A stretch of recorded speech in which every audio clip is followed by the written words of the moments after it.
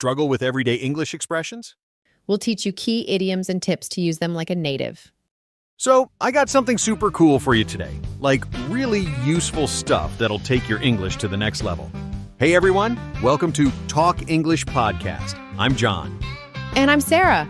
Oh my gosh, I'm so excited about today's episode because, these idioms we're covering are absolutely essential if you want to sound more natural when you speak English. Definitely. We're diving deep into 6 very, very useful idioms that you should know for everyday conversations. Oh, absolutely. Let's just jump right in. Okay, so first idiom, break the ice. Sarah, what's that one all about? It basically means doing something to make people feel more comfortable when they, meet for the first time. You know how sometimes people feel really awkward or super shy around new people? Yeah, exactly.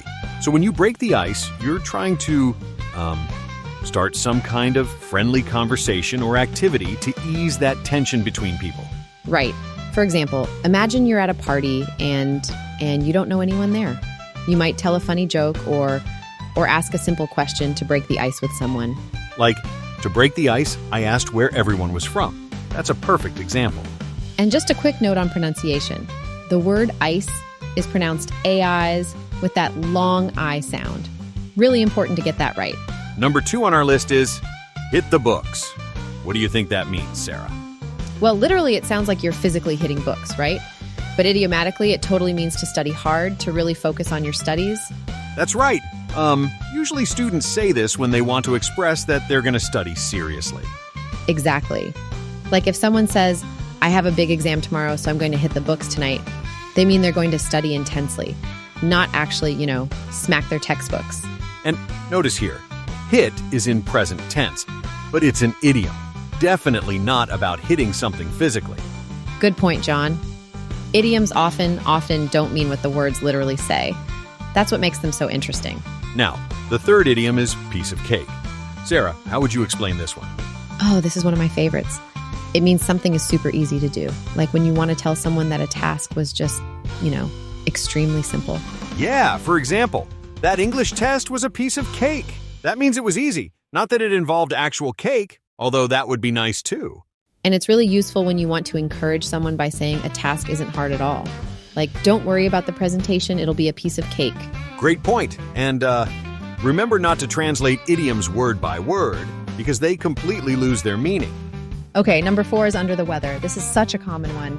This means feeling sick or unwell, but it's kind of a more polite way to say it, right? Exactly. If you say, I'm feeling under the weather, it means you're a bit sick, but maybe not, seriously ill. Just a bit off. It's perfect for casual conversations when you want to explain you're not feeling 100% without going into all the details. And it sounds way more natural than just saying, I'm sick. It's just one of those expressions that native speakers use all the time. Next idiom, cut to the chase. Have you heard people use this one, Sarah? Yeah, all the time. It means get to the point without wasting time on unnecessary details. It's like saying, let's skip all the boring stuff and get to what really matters. Right. Imagine you're in a meeting and someone is talking too much about background information. You might say, let's cut to the chase and discuss the actual proposal. It's super useful when time is limited or when you want clear, direct answers to something. I use this one at work constantly. Also good to know, chase here refers to a fast-paced, exciting part. It actually originally came from movies. The chase scenes were the exciting parts. Finally, we have once in a blue moon, which means something happens very, very rarely. Exactly. Like, I only eat fast food once in a blue moon. It's a more, colorful way to say rarely. It's a fun way to say not often without using boring words like rarely or infrequently. It just adds a bit of, character to what you're saying. And it adds color to your speech, making it more interesting and native-like. A quick pronunciation tip. In idioms, the important word usually gets the stress. For example, in break the ICE, we stress ice because it carries the main meaning. Try practicing these idioms out loud and really focus on stressing the right words to sound natural. It makes such a difference, trust me. Now it's your turn. Which idiom did you like the most from today's episode? Or do you know any other cool idioms? Write your favorite ones or sentences with these idioms in the comments below. We'd love to see what you come up with. If you enjoyed this episode of Use These 6 Idioms and Sound Like a Native Speaker, smash that like button and subscribe for more awesome English tips every week. And don't forget to hit the notification bell so you never never miss an episode. Thanks so much for hanging out with us today.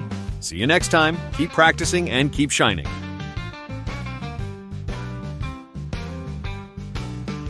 By the way, if you would like to learn more idioms, we suggest you watch the next video via this link.